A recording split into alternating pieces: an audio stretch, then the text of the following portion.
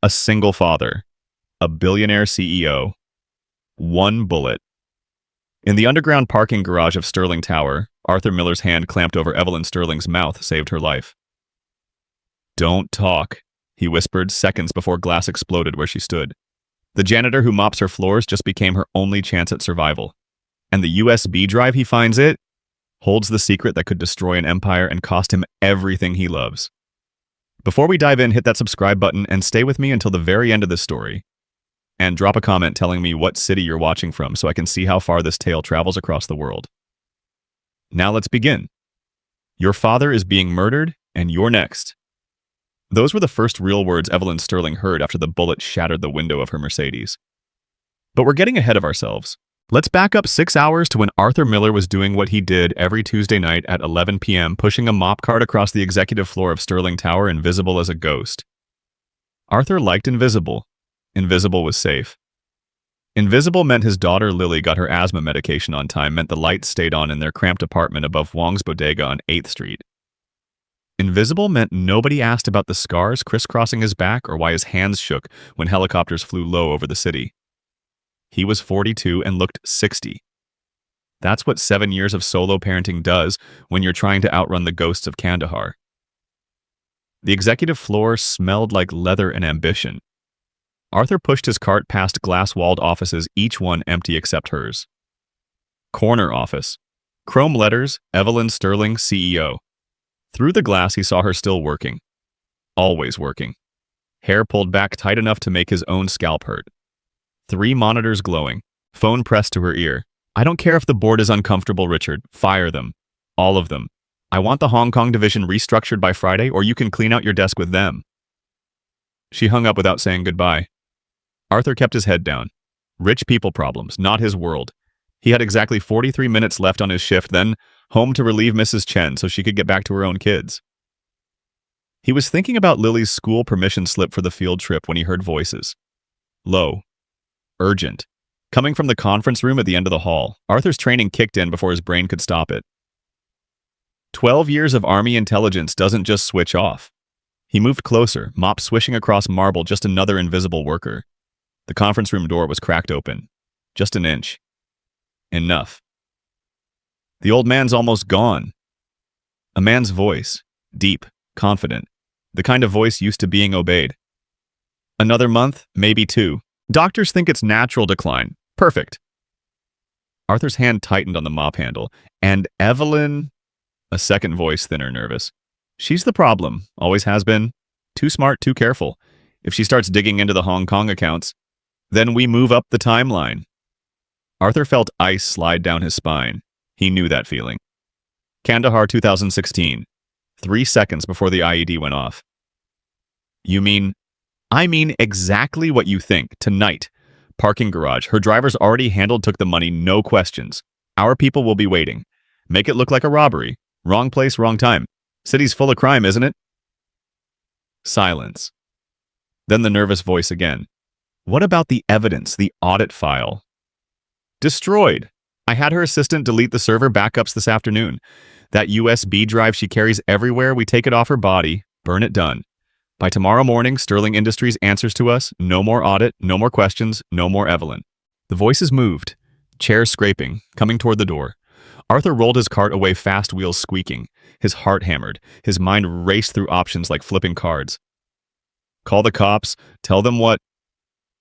That he overheard something while mopping. They'd laugh him straight back to 8th Street. Go to Evelyn, sure.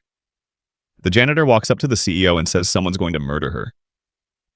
That'd go great. But if he did nothing... Lily's face flashed in his mind. Her gap-toothed smile. The way she hugged him every morning like he was the only solid thing in her world. Last week she'd drawn him a picture at school. A knight with a sword protecting a princess. "That's you, Daddy," she'd said. "You protect people." What kind of man walks away? What kind of father teaches his daughter that good people don't exist? Arthur made his decision in the elevator going down. 43 minutes left on his shift. He'd wait. He'd watch. And if those men showed up, he'd do what he'd spent 12 years learning how to do. He'd make sure they failed. The parking garage was a tomb at midnight. Fluorescent lights buzzing overhead, casting everything in sickly yellow. Shadows pooled between concrete pillars like spilled ink. The air smelled like oil and exhaust and money. Arthur positioned himself behind a support column with a clear view of Evelyn's reserved spot. Space E1. Right up front, closest to the elevator. Perfect kill zone. His hands weren't shaking now. They never shook when it mattered. That was the problem with PTSD, Arthur had learned. Your body saves the shaking for safe moments. When death comes knocking, you go calm as glass. 23 minutes passed. Arthur counted heartbeats. Old habit. Then he heard her. Heels clicking across concrete echo, bouncing off walls. She was alone, phone pressed to her ear, completely unaware. Her Mercedes sat waiting under the lights, black and gleaming like a shark. No, Richard, I don't care about his feelings. Results or resignation. It's that simple. She was almost to her car. If he can't deliver, he's gone. End of discussion. Arthur saw them before she did. 3 men. Emerging from different angles, moving with purpose with training. One had his hand inside his jacket. Another was scanning the garage, professional, careful. The third was circling around, cutting off escape routes. Professionals, military or close enough. This wasn't a robbery. This was an execution. Arthur moved. He came up behind Evelyn, fast and silent, years of training making him a shadow. His hand covered her mouth. His other arm wrapped around her waist, pulling her backward into darkness behind a concrete pillar. She tried to scream against his palm. Tried to fight. Surprisingly strong for someone who lived behind a desk. Her elbow caught his ribs sharp. Don't talk, Arthur whispered urgently in her ear, his breath hot against her skin. Don't move. Don't breathe. The red dot appeared. Laser sight. Sweeping across the concrete right where she'd been standing 2 seconds ago. Then her Mercedes exploded. Not literally, but close enough. Bullets tore through the windows in a symphony of shattering glass. Silenced shots, professional, no sound except destruction. The windshield spiderwebbed. The side windows burst. Metal pinged and sparked as rounds punched through steel. Evelyn went rigid in his arms. Stopped fighting. Started understanding. Arthur held her there, barely breathing, watching the shooters advance. They thought they'd hit her in the car. They were checking now, moving closer, guns raised, expecting to see a body slumped over the steering wheel. His mind calculated automatically. 3 armed professionals versus 1 out-of-practice janitor protecting a civilian who'd probably never seen violence outside a boardroom. Bad odds. Real bad. Then he saw it. On the ground near her car, knocked from her bag in the chaos, a USB drive. Small, black, ordinary, except for the neat handwriting on the label, Internal Audit Q3. That's what they wanted. That's what was worth a life. The shooters were at the car now, 10 feet away. One of them pulled the door open, gun aimed inside. She's not here. His voice sharp with anger. She's not here. Find her. Now. They spread out, hunting. Arthur leaned close to Evelyn's ear, whispered so quiet it was almost just breath. When I move, you run for the stairwell, east corner. See it. Don't stop. Don't look back. Don't make a sound. Nod if you understand. She nodded, trembling now. He could feel her heartbeat through her back, wild and fast. On 3. 1. The shooters were searching, methodical. They'd find them in 30 seconds, maybe less. 2. Arthur's muscles coiled, his body remembering things his mind had tried to forget. Fallujah, the house-to-house searches, the way you move through death like water. 3. He released her and moved opposite, deliberately kicking a piece of broken glass. The sound cracked through the garage like a gunshot. All 3 men turned toward him. Contact, north side. Arthur ran, led them away from Evelyn, zigzagging between pillars, using concrete for cover. Bullets sparked off stone behind him, whining. His body fell into the rhythm. Kabul. Mosul. Beirut. Different country, same dance with death. He heard Evelyn's heels running for the stairs. Fast. Smart woman. Good. But Arthur had a problem. 3 guns, 0 weapons. Running out of pillars. Running out of time. A bullet kissed his shoulder, hot and sharp. Not deep, but enough. He grunted, stumbled, kept moving. Blood warmed down his arm, then salvation. The maintenance closet where he'd left his cart. He hit the door with his shoulder. Hard felt something pop. Inside, mops, chemicals, and in the back corner, a heavy pipe wrench. 2 feet of solid steel. Not a gun. But it would do. The first shooter came through the door fast, professional. Weapon up. Scanning. Arthur was faster. 1 strike to the wrist, precise, brutal. Bones crunched. The gun clattered away, skidding across concrete. Second strike to the temple. The man dropped like a puppet with cut strings. Arthur grabbed the fallen gun. Glock 19. Half magazine. 13 rounds, maybe 14. The second shooter appeared in the doorway. Young, surprised. Arthur fired, twice, center mass. Just like they taught him at Fort Benning a lifetime ago. The man went down, stayed down. The third shooter was smarter, stayed back, talking into a radio. We've got a problem. Security breach. The janitor, he's trained.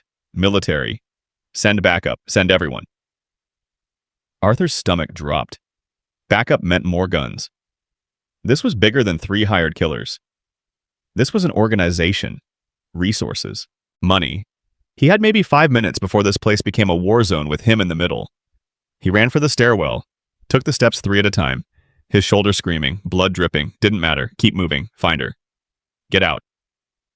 He found Evelyn on the 4th floor landing, pressed against the wall, shaking so hard her teeth chattered, mascara running down her face, the powerful CEO nowhere in sight, just a terrified woman who'd nearly died. Who are you? She gasped when she saw him, saw the blood, saw the gun. Arthur Miller. I mop your floors. He grabbed her arm, not gentle, no time for gentle. We need to move, right now. I'm calling the police, She was pulling out her phone. Arthur snatched it from her hand. They'll intercept it.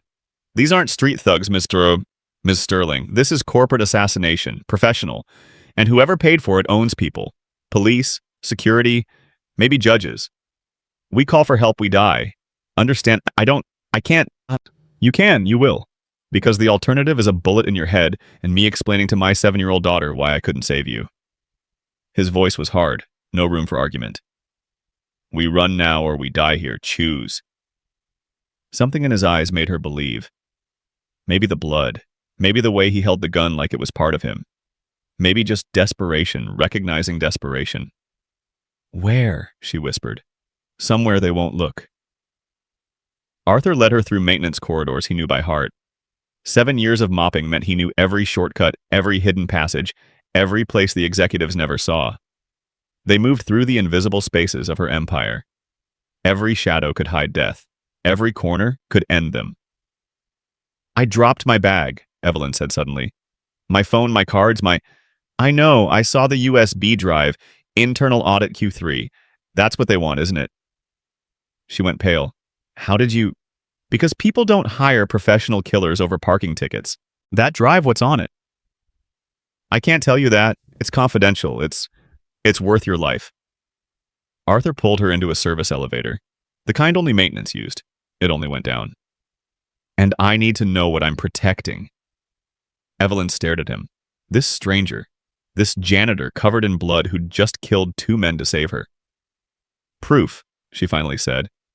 Evidence of systematic fraud in our Hong Kong division. Embezzlement, money laundering, offshore accounts, hundreds of millions. I've been building the case for 6 months. Who runs that division? Damon Cross, our COO. Her voice cracked. He's been with the company 15 years. I trusted him. He's the one who ordered your death. The elevator doors opened to the sub-basement. Pipes and machinery and forgotten spaces. Arthur's domain. I heard him, Arthur continued. In that conference room. His voice. He's the one who planned this. Evelyn's legs gave out. Just stopped working. She sat down hard on the concrete floor. Damon, she whispered. All this time he's been... Oh God. My father. They said something about my father. They're poisoning him, making it look like dementia. No, that's... Dad's in a care facility. He's sick. He's been sick for months, the doctors said. The doctors are wrong, or paid off. Your father started getting sick when... Evelyn's mind raced back. 6 months ago. Right after I told Damon I was starting the audit. Right after... She looked up at Arthur. He murdered my father. He's murdering your father. Present tense. Slow poison. Makes it look natural. Nobody questions when a 68-year-old billionaire declines. Evelyn made a sound. Not quite a scream, not quite a sob. Something between. The sound of a world collapsing. Arthur gave her 10 seconds, that's all they had. Then he pulled her up. We grieve later. Right now we survive. Come on. They made it to the loading dock. Arthur's van sat in the corner, 15 years old, rusted, forgotten. Perfect. We can't go back for the USB, Evelyn said, her voice hollow. They'll be waiting. I know. Arthur opened the back doors. Inside, blankets, basic supplies, a go bag he'd kept packed for years without really knowing why. Old military habits die hard. We're not going through the front. Then how? Security cameras. Everything in that garage is recorded and backed up to the main server. He pulled out a laptop, old but functional. I do maintenance on those servers. I know the access codes. You're going to hack your own building. I'm going to retrieve evidence of attempted murder. Different thing entirely. He booted up the laptop. Get in. This'll take a few minutes. While Arthur worked, Evelyn sat in the passenger seat, shock settling in. Her hands wouldn't stop shaking. Her mind kept replaying the moment. The laser sight, the glass exploding, how close, how terrifyingly close. Who benefits from your death? Arthur asked, fingers flying over keys. What? Follow the money. You die, who gets the company? The board would appoint an interim CEO. My father's too sick. So it would be Damon. Next in line, acting CEO until... She stopped. Until he becomes permanent CEO, until he controls everything. There's your motive. But the fraud. I have evidence. Even if I die, they destroy it. That's what the USB is about. They kill you, take the drive, erase the backups. Clean slate. No evidence, no investigation. Just a tragic murder in a parking garage, and Damon cries at your funeral. Evelyn felt sick. I should have seen it. Should have known. Don't. Arthur's voice was sharp. I've seen a lot of evil in my life, Ms. Sterling. The one thing it has in common, it counts on good people trusting too much. That's not a weakness. That's being human. In my world, being human gets you killed. In every world, Arthur said quietly. But you keep being human anyway. He pulled up the parking garage footage, backed up the timeline. There was Evelyn on camera, approaching her car. There were the 3 shooters positioned. There was Arthur grabbing her, pulling her to safety. And there, crystal clear, was the USB drive falling from her bag. I need to enhance this. Arthur zoomed in. The label became visible, internal audit Q3. Good enough. This proves attempted murder. Shows the drive exists. Now we just need to get it back. That's impossible. They'll have people watching. So we wait. Let them think they won. Let them get comfortable. Arthur saved the footage to his laptop, then wiped the original. They'll know I accessed the system eventually, but it'll take time to figure out what I took and where I went. We have maybe an hour, maybe 2 if we're lucky. And then they start looking everywhere. Evelyn's eyes widened. They'll check employee records. They'll find you. Find out where you live, your daughter. I know, Arthur's jaw clenched. That's why we're leaving, right now. He started the van, pulled out of Sterling Tower at 1:47 a.m. Headlights off until they were 3 blocks away. Took random turns, doubled back, checking mirrors constantly. Looking for tails, looking for death following them through the city. Where are we going? Evelyn asked. Somewhere safe, temporarily. There's nowhere safe. Damon has resources, connections, he knows people in... He doesn't know me. To him, I'm invisible. Been invisible for 7 years. He walks past me every day and never sees me. That's my advantage. Evelyn looked at this man, really looked. Saw the scars on his knuckles, the hard set of his jaw, the way his eyes constantly scanned, never resting, the dried blood on his shoulder. Who are you really? She asked quietly. Arthur drove in silence. Finally, someone who used to keep people alive in very bad places. Iraq, Afghanistan. Places where death was always watching. Turns out you don't forget how. Why did you stop? I didn't stop. I just changed who I was protecting. He glanced at her. Lily, my daughter, she's 7. Asthma, anxiety, nightmares. Her mother left when she was 3 months old. Couldn't handle the broken soldier I'd become. So it's just us now. Me and her against the world. And now me, Evelyn said softly. And now you. They drove through the city. Manhattan giving way to Queens to suburbs to the in-between places where people live when they can't afford to live anywhere else. 2 hours passed. Evelyn dozed despite her self-exhaustion winning over fear. She woke when the van stopped. They were parked outside a walk-up apartment above a bodega. Neon sign flickering wongs 24/7. Fire escapes zigzagging up dirty brick. The smell of the city at 4 a.m. Garbage and exhaust and life lived close to the bone. "This is where you live?" she asked. "This is home." Arthur killed the engine. "They'll find us eventually, but not tonight. Tonight, you're just another person Damon Cross never saw." He led her up narrow stairs. 3 locks on the door. Inside, small but clean. Lived in. Loved in. A child's drawing on the fridge stick figures holding hands under a yellow sun. Me and Daddy in purple crayon. "Your daughter," Evelyn whispered. "Lily, she's with my sister tonight. Sleepover. She comes home tomorrow afternoon." "Arthur, I can't stay here. If they find me, they'll hurt her. I can't." "They won't find you," his voice was certain. "And I won't let anyone hurt her. That's not negotiable." He pulled blankets from a closet.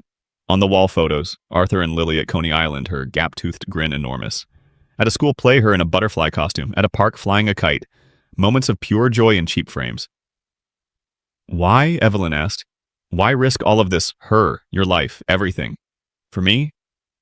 Arthur stopped, looked at her. 7 years ago, I came home from Afghanistan with nothing but ghosts and guilt. I was angry, broken, convinced people were just meat, and the world was just a machine designed to grind us up.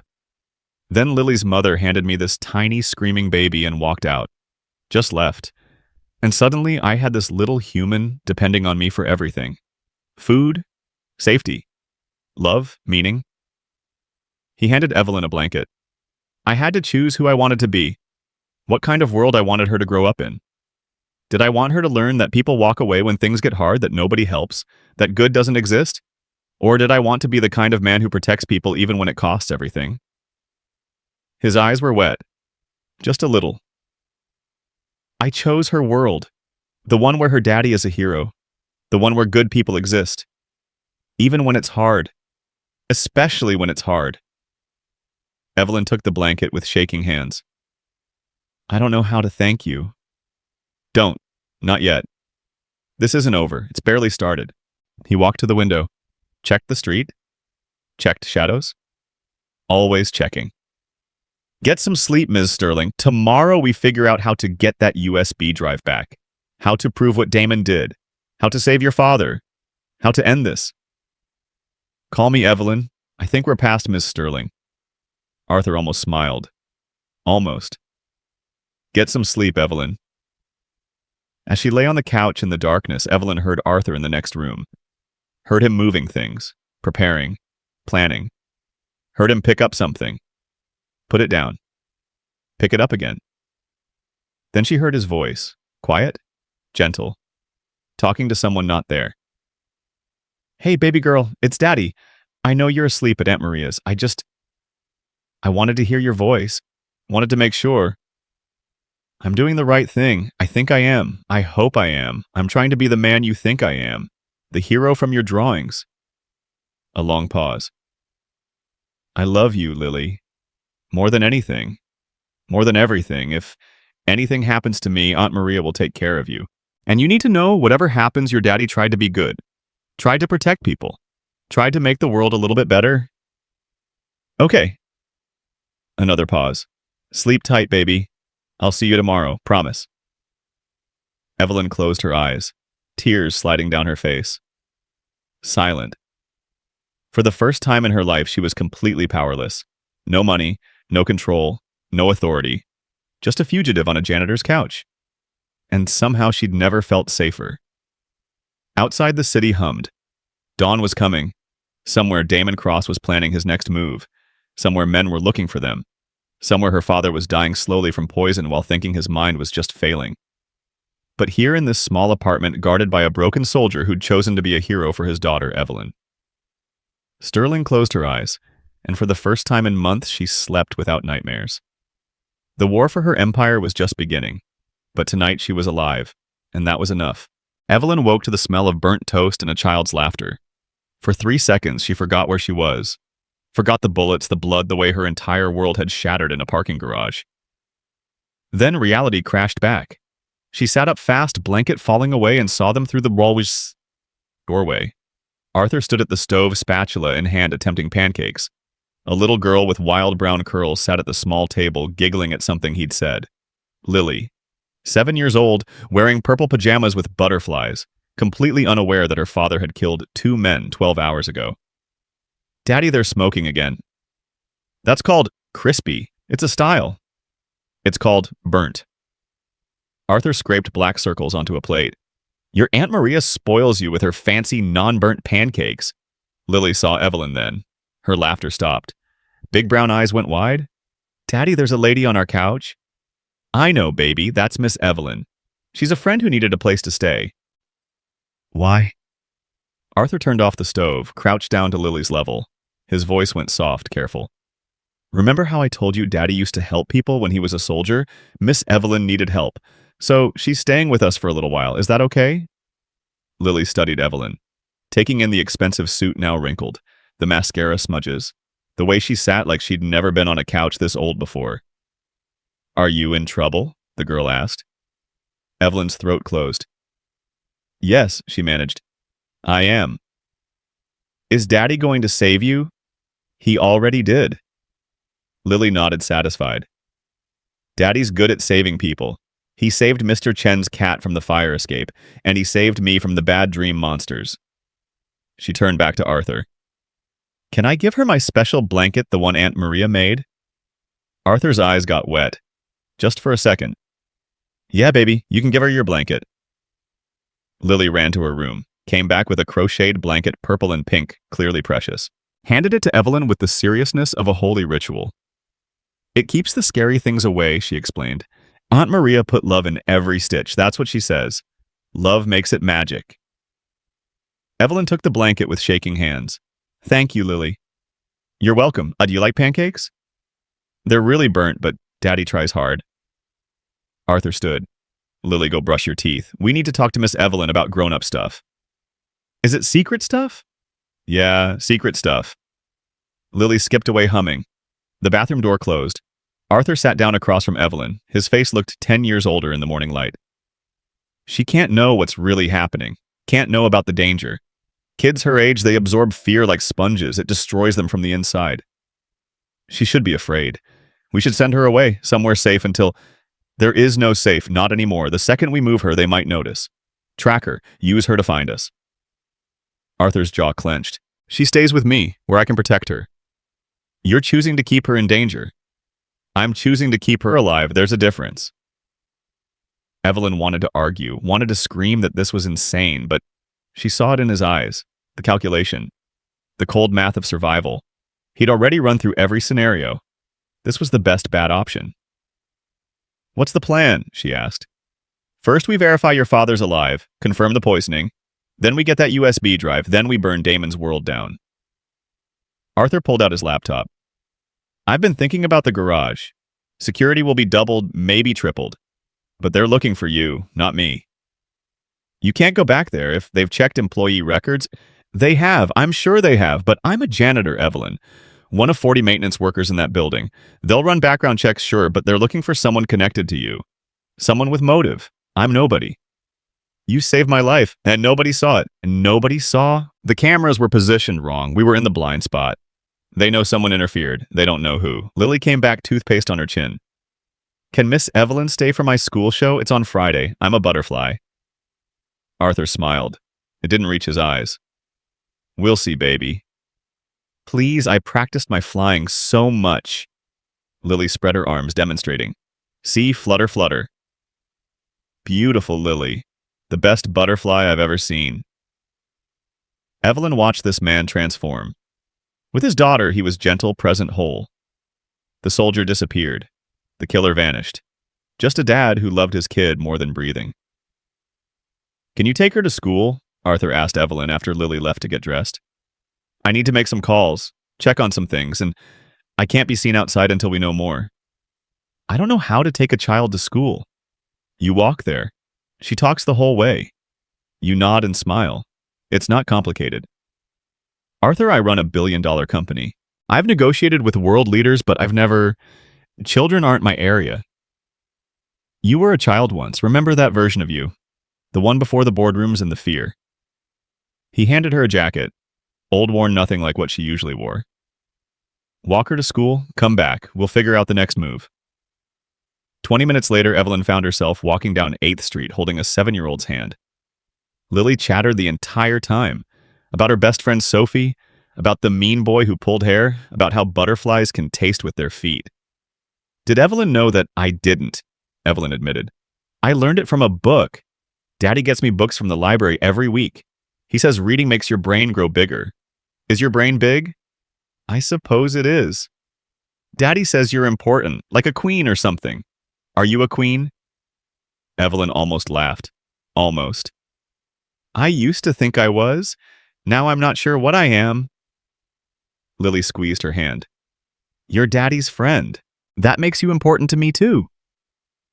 Something cracked in Evelyn's chest, this child offering unconditional acceptance. No judgment, no calculation. Just pure, simple kindness.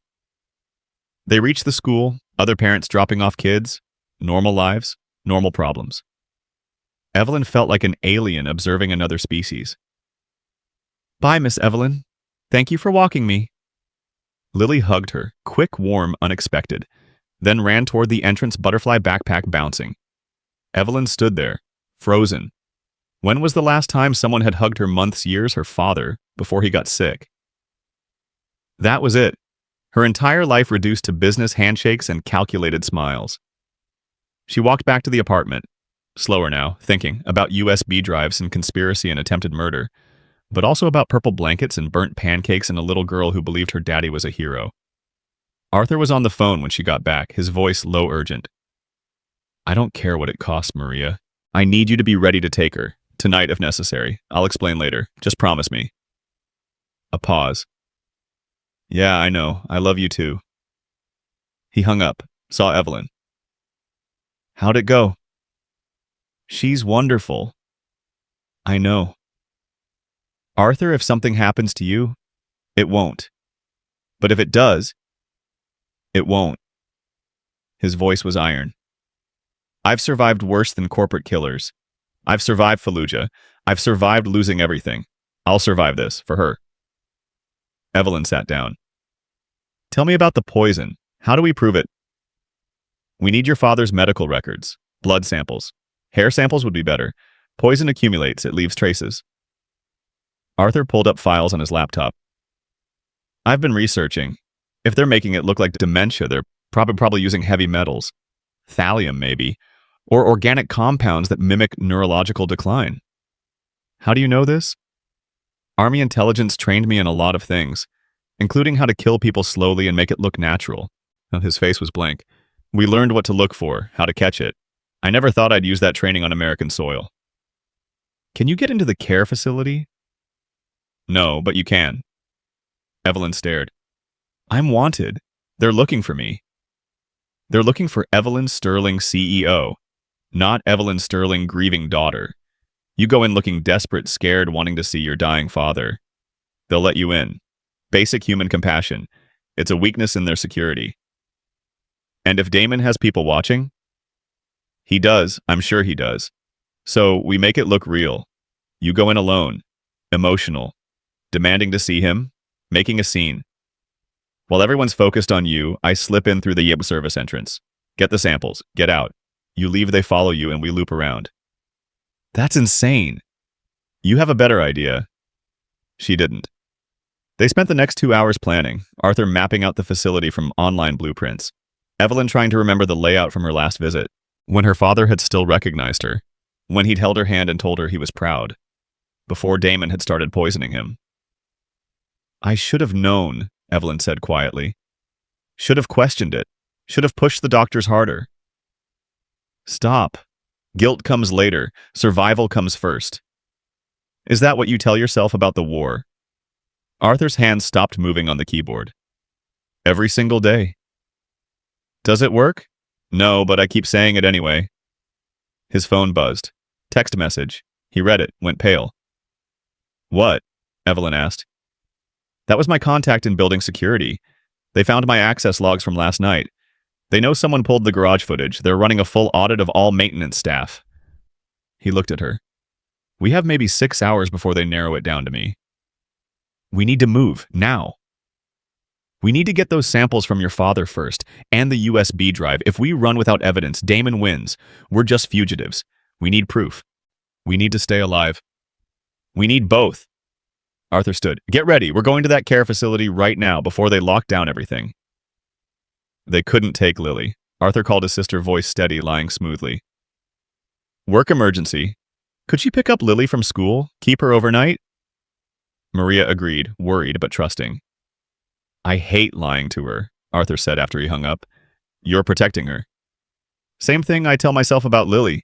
Funny how protecting people requires so much lying. They took the van. Arthur driving, constantly checking mirrors. Evelyn wore a baseball cap, sunglasses, Arthur's old jacket. Not a disguise so much as a transformation. From CEO to nobody. The care facility sat in Westchester. Expensive. Exclusive. Green lawns and tall trees and the smell of money pretending to be compassion. Arthur parked 2 blocks away. You sure about this? He asked. No, but we're doing it anyway. Story of my life. He handed her a small plastic bag. Get a hair sample. And if you can skin cells from his fingernails, the poison accumulates there. Also grab any medications he's taking. Pills, fruit bags, anything. They won't just let me walk out with his medication. So, be creative. You're smart. You'll figure it out. Evelyn got out of the van. Started walking, her heart hammering. This was stupid. Reckless. They'd catch her. They'd kill her. She'd never see tomorrow. But her father was dying. Being murdered. And she was the only one who knew. She walked through the front doors like she owned the place. Old habit. Confidence as armor. The receptionist looked up. I'm here to see William Sterling. I'm his daughter. Ms. Sterling. The receptionist's eyes widened. We weren't expecting you. Do you have an appointment? I don't need an appointment to see my own father. Of course not. I just meant there's been some concern about your absence. People have been trying to reach you. I've been dealing with a personal emergency. Now I'm here. Where is he? Room 304, but Miss Sterling, there's someone here to see you. He's been waiting in the lobby. Said it was urgent. Ice flooded Evelyn's veins. Who? Mr. Cross, your COO. He's been here for hours. Damon. Here, waiting for her. Evelyn's mind raced. Run, no. That confirmed everything. Stay walk into the trap. Tell him I'll see him after I visit my father. Family first. She walked toward the elevators before the receptionist could argue. Pressed the button. Waited. Every second felt like drowning. The elevator arrived. She stepped in. The doors started to close. Then a hand shot through, stopping them. Damon Cross stepped inside. He was tall, handsome in that corporate way. Silver at his temples. Expensive suit. Smile that had charmed 100 boardrooms. Now it made Evelyn's skin crawl. Evelyn, thank God. We've been so worried. Damon. She kept her voice steady. Blank. What are you doing here? Looking for you. You disappeared. Missed the board meeting this morning. Nobody could reach you, your apartment, your phone. Everything went dark. We thought... He moved closer. We thought something terrible had happened. I'm fine. Personal issues. I'm dealing with them. What kind of personal issues make you vanish for 12 hours? The elevator climbed. 2nd floor, 3rd floor. The kind that aren't your business. Damon's smile thinned. Evelyn, we're partners. You can trust me. Whatever's happening, I can help. Can you? She turned to face him fully, watched his eyes, looking for the truth behind the mask. Can you really help me, Damon? Something flickered across his face, too fast to name. Then the smile returned. Of course, that's what I'm here for. The doors opened. 3rd floor, Evelyn stepped out. Damon followed. She walked toward room 304. He stayed close. Too close. His presence oppressive. You should go home, he said softly. Rest. Let us handle the company. You look exhausted. I look like someone who just found out people are trying to kill her. Damon stopped walking. What? Evelyn kept going. Last night, parking garage, 3 men with guns. You wouldn't know anything about that, would you? Evelyn, that's... Are you serious? Did you call the police? Would they have believed me, or are they on your payroll too? She reached room 304, pushed the door open. Her father lay in the bed, small and frail and wrong. This man who'd once commanded empires reduced to this. Tubes and monitors and the slow fade toward death. "Dad," she whispered. William Sterling turned his head. His eyes were cloudy, confused. Who are you?" The words hit like bullets. "It's me, Evelyn, your daughter." I don't have a daughter. Do I?" He looked at Damon. "Do I have a daughter?" "Yes, William. This is Evelyn. Remember." Damon's voice was gentle, patient. The voice of someone who'd been here many times, playing the concerned colleague, the loyal friend, all while poisoning him. Evelyn moved to her father's bedside, took his hand. It was cold, thin, all bones. "Dad, it's me. Please remember." "I'm sorry. I'm so sorry. I forget things now.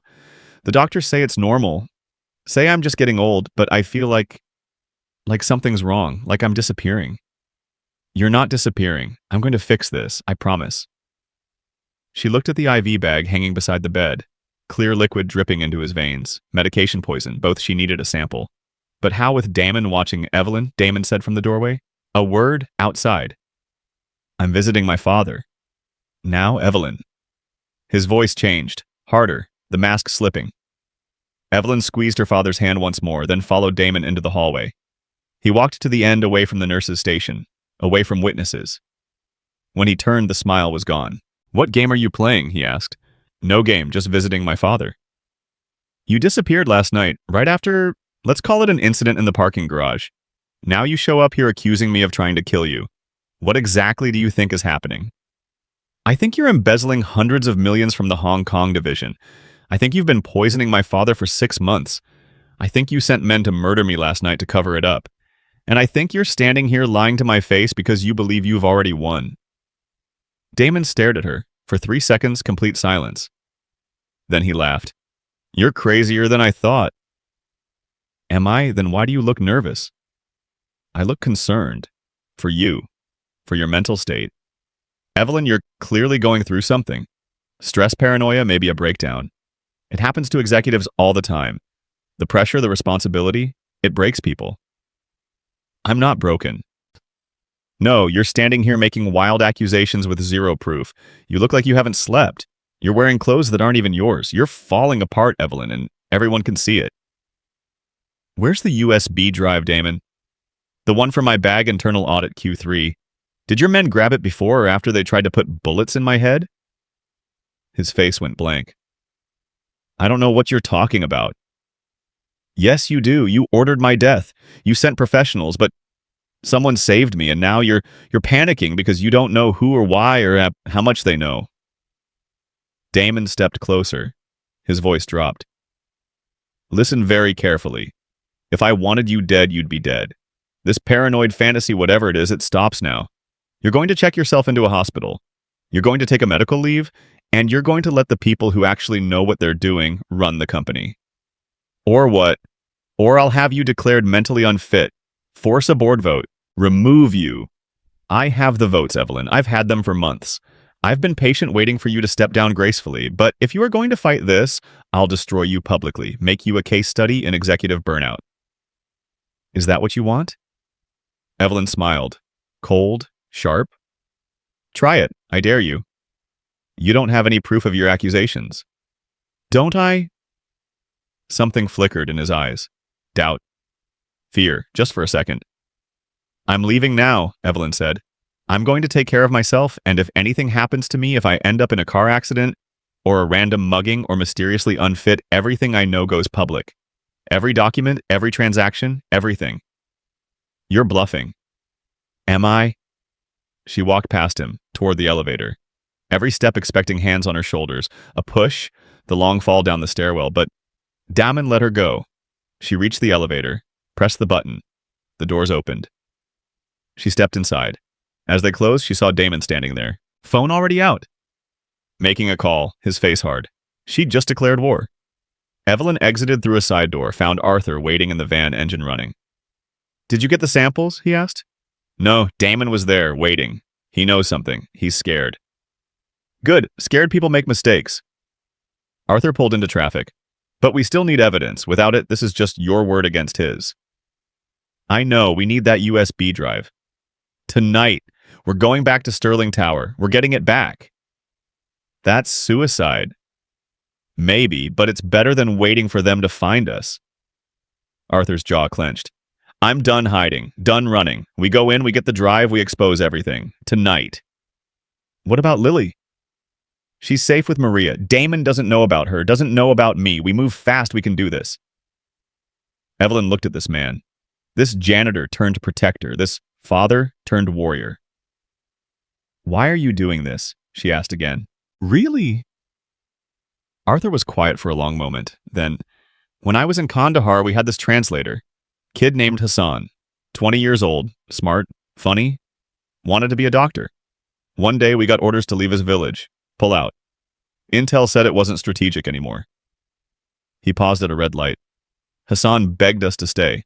Said the Taliban would kill him for helping Americans. We said we'd get him a visa. Get him out. But bureaucracy moves slow and bullets move fast. We left. 3 weeks later, I heard Hassan was found with his head cut off in the village square. The light turned green. Arthur didn't move until someone honked. I think about him every day. About how I could have stayed, could have fought, could have said no to orders and protected one good kid who just wanted to help people, but I didn't. I followed orders. And Hassan died. He looked at Evelyn. I'm not following orders anymore. I'm not walking away from good people who need help. Not ever again. Not even if it kills me. Evelyn's throat closed. Arthur? We're getting that drive tonight, and we're ending this. Talkther. She nodded, unable to speak. This broken soldier, this invisible man, he was the bravest person she'd ever met. They drove back to the apartment, planned, prepared. Arthur cleaned his stolen gun, checked ammunition, showed Evelyn how to hold it, how to aim, how to breathe. I don't know if I can shoot someone, she said. You won't have to. That's my job. You just need to not freeze. Can you do that? I don't know. Honest answer. I respect that. He handed her the gun anyway. Keep it, just in case. Evening fell. Arthur called Maria, told her he loved her. Told her to hug Lily extra tight. Maria asked if everything was okay. Arthur lied and said yes. At 11 p.m. they left for Sterling Tower. The city glittered around them. All those lights, all those people, living normal lives. Unaware that in a parking garage downtown a war was about to begin. Arthur parked 3 blocks away. They walked in silence. Every shadow could be death. Every corner could end them. You ready? Arthur asked. No. Good, neither am I. That means we're paying attention. They approached Sterling Tower from the back. Service entrance. Arthur's keycard still worked. The door clicked open. Inside the building was different at night. Empty. Echoing. Dangerous. The drive's in the garage, Arthur whispered. They probably left it there. Evidence for the police. Proof you died during a robbery. They took the service stairs down. 4 flights. Evelyn's heart hammered. Her hands shook, the gun heavy in her pocket. They reached the garage level. Arthur cracked the door, looked out. 3 guards, standing near Evelyn's destroyed Mercedes. Professional. Armed. Waiting. Trap, Arthur breathed. They knew we'd come back. So what do we do? Arthur smiled. It wasn't a nice smile, it was the smile of a man who'd fought in Fallujah and lived. We spring it. Arthur handed Evelyn his phone. Shabikai. When I move you, call 911. Tell them shots fired at Sterling Tower. Then hang up. Don't stay on the line. Just get them coming. What are you going to do, B? Say something stupid. He checked his gun. 13 rounds, 3 guards. Bad math. Stay here. Don't come out until I signal. Arthur, this is insane. There's 3 of them. I know. I counted. He looked at her. If this goes wrong, if I don't make it, you run. You get that drive to the FBI. You save your father. You finish this. Understand? Bye. I'm not leaving you. You will if I tell you to. That's the deal. I save you. You listen. His voice was hard. Promise me. Evelyn's hands shook. I promise. Arthur kissed her forehead. Quick, unexpected. Be ready. He slipped through the door before she could respond. The garage was cold, quiet. The 3 guards stood in a triangle formation near the Mercedes. Professional spacing. Good angles. They'd done this before. Arthur moved between pillars, silent. The way they taught him in Ranger School, become the shadow, become the nothing. He got within 20 feet before one of them turned. Contact left, Arthur fired. Once, twice. The first guard dropped. The second dove for cover. The third opened fire, bullets sparking off concrete. Arthur ran, using pillars, zigzagging. The guards were yelling into radios. Backup was coming. He had maybe 90 seconds before this became a war he couldn't win. He flanked right, came around behind the second guard, put the gun to the man's head. Down, now. The guard dropped his weapon, went to his knees. The third guard had position behind a concrete barrier. Good cover.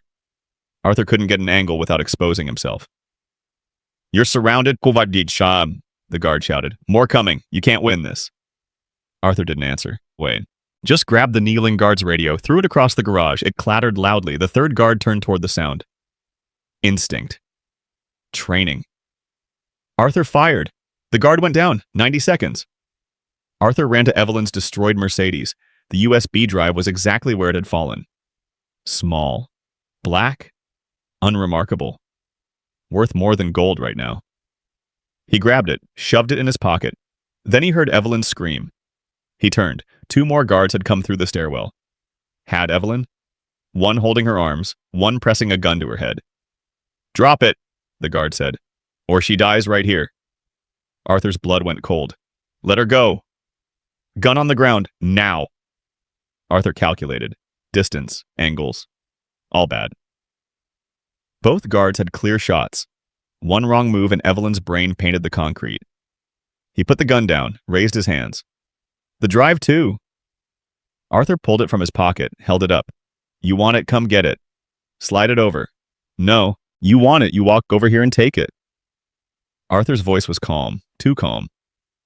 But you do that, you get close, and I promise you won't walk away. The guards looked at each other, uncertain. Arthur pressed. Your boss wants this drive. Wants it bad. But he wants it intact.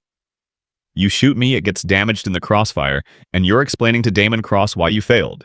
Think he's forgiving? Think he pays your hospital bills when he decides you're a liability? Shut up. Or maybe you're smart. Maybe you take the drive, let us go, and pretend you never saw us. You get paid. Stay alive. Go home to your families. We have orders. Orders from a man who's going to prison. Orders from a dead empire. Arthur took a step forward.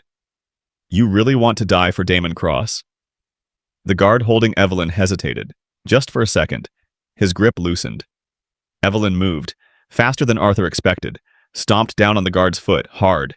He yelled, grip breaking. She twisted away. Arthur dove for his gun. The guards fired.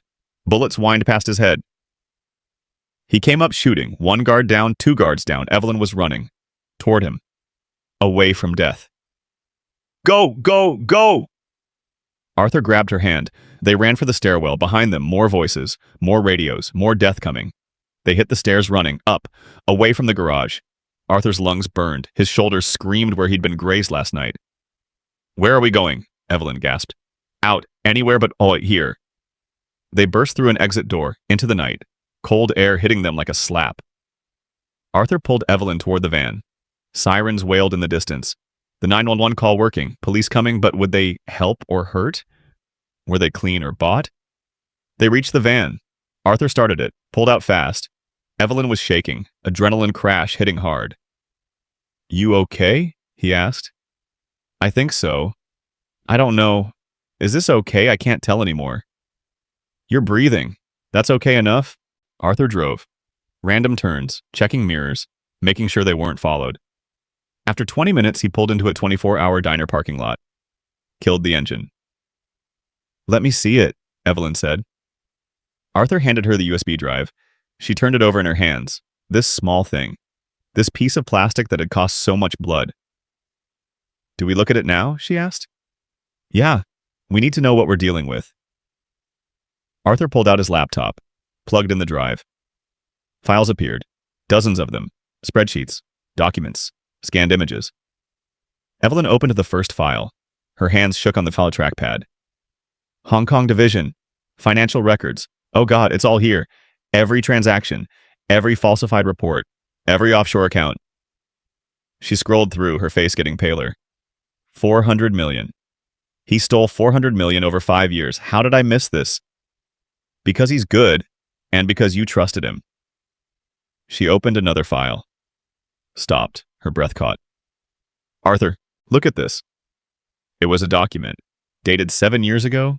Investigation report, private investigator, surveillance photos, photos of a car accident. Mercedes, mangled, burned, driver dead inside. My mother, Evelyn whispered. This is my mother's accident. Why is this here? Arthur read the report. His stomach dropped. Because it wasn't an accident. The document detailed everything. Brake lines cut, accelerator tampered with, remote control device installed. The investigator had documented it all. Then his investigation had been shut down. Payment made, files buried. Damon, Evelyn breathed. Damon killed my mother. 7 years ago. He murdered her and made it look like an accident. Why? Arthur asked, already knowing the answer. Because she found out. She was CFO before she died. She must have discovered the embezzlement, must have confronted him, so he killed her and made it look tragic. Evelyn's face was blank. Shock, horror, rage, all of it hitting at once. My entire life, my relationship with my father, everything changed after she died. Dad became colder, harder, threw himself into work, taught me to be ruthless, to trust no one. And all of it because Damon murdered her. I'm sorry, Arthur said quietly. Don't be sorry. Be ready. Evelyn's voice went cold. Hard. Because I'm going to destroy him. Completely. Utterly. I'm going to take everything he ever had and burn it to ash. Arthur saw it then. The transformation. The CEO returning. The woman who commanded empires, but different now. Sharpened by betrayal. Tempered by survival. First we save your father, Arthur said. Then we destroy Damon. In that order. How do we save him? We still don't have proof of poisoning. Yes, we do. Arthur opened another file on the drive. Look, medical supply orders, thallium acetate, ordered through shell companies, delivered to the care facility, signed for by a nurse who doesn't exist. He documented his own crime, arrogance, or insurance. Maybe he planned to frame someone if it went wrong. Either way, it's proof. Evelyn pulled out her phone. I'm calling the FBI. Right now. This ends tonight. Arthur grabbed her wrist. Wait, think. We call the FBI, what happens, they investigate? Takes time? Warrants? Bureaucracy? Meanwhile, Damon knows we have the evidence. He runs, disappears, or worse, he accelerates. Kills your father before they can save him. So what do? We go get your father. Right now, tonight. We take him out of that facility. Get his blood tested independently. Get proof of the poisoning. Then we go public with everything at once. The embezzlement, the murder, the poisoning, all of it. So, overwhelming Damon can't run fast enough. That's kidnapping. We'll be arrested. Maybe, but your father will be alive and the truth will be out. I'll take that trade. Evelyn stared at him. This man, this janitor, this hero. You'd go to prison for me. I'd do worse than that. I've done worse than that. Arthur's eyes were hard. The question is, are you ready to do what needs to be done? Evelyn thought about her mother, burned alive in a rigged car. Her father, poisoned slowly while thinking his mind was failing. All the lies, all the manipulation, all the years of Damon sitting across from her in board meetings smiling while hiding murder. Yes, she said, I'm ready. They drove to the care facility, reached it just after 1 a.m. The night shift would be minimal. Arthur had counted on that. He pulled around to the service entrance, picked the lock in 15 seconds. Old skills. Inside the hallways were quiet, most patients asleep. Occasional nurse passing. They avoided them. Stuck to the shadows. Room 304. Arthur opened the door slowly. William Sterling lay in his bed asleep. Tubes and monitors. The slow drip of IV medication. Arthur moved to the IV bag, carefully extracted a sample with a syringe, sealed it, then took hair samples from William's pillow, skin cells from under his fingernails. Dad, Evelyn whispered, shaking him gently. Dad, wake up. William's eyes opened, cloudy, confused. Who? It's Evelyn, your daughter? We're leaving. I'm taking you somewhere safe. I don't understand. Where's the nurse? Where's Damon? He visits every day. Such a good man. Checks on me, brings me things. Brings you poison? Evelyn said softly. Dad, Damon's been making you sick. But I'm going to fix it, I promise. That's crazy. Damon wouldn't. He's like family. He killed Mom. He murdered her 7 years ago. William stared at her. Something shifted in his cloudy eyes, a moment of clarity breaking through the fog. What? It wasn't an accident. Her car was rigged. Damon did it because she found out about the embezzlement, and now he's killing you the same way. William's hand found hers, gripping tight. Evie, my Evie. I forgot you.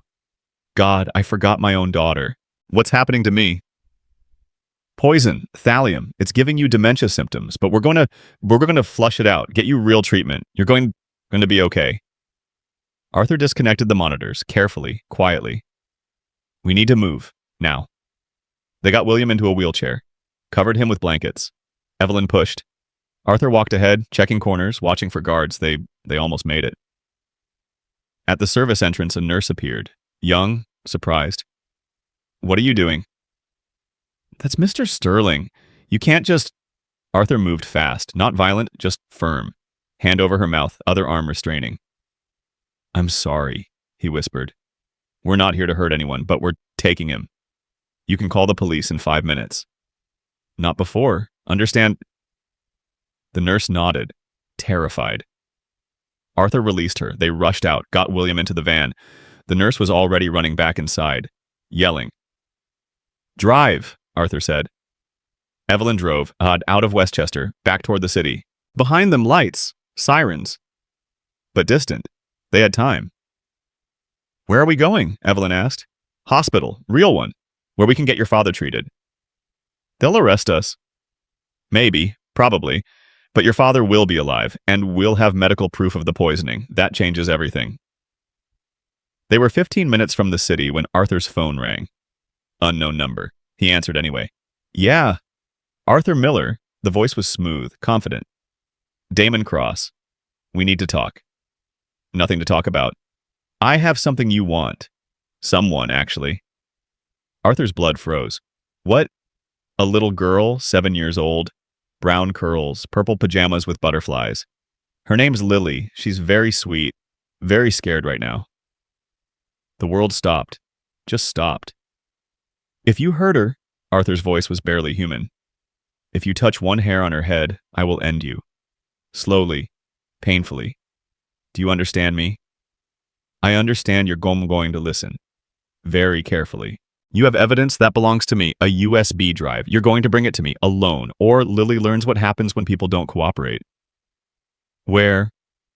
The warehouse, Pier 47, you know it. You used to do maintenance there. Come alone, bring the drive. You have 1 hour. The line went dead. Arthur's hands shook, his whole body shook.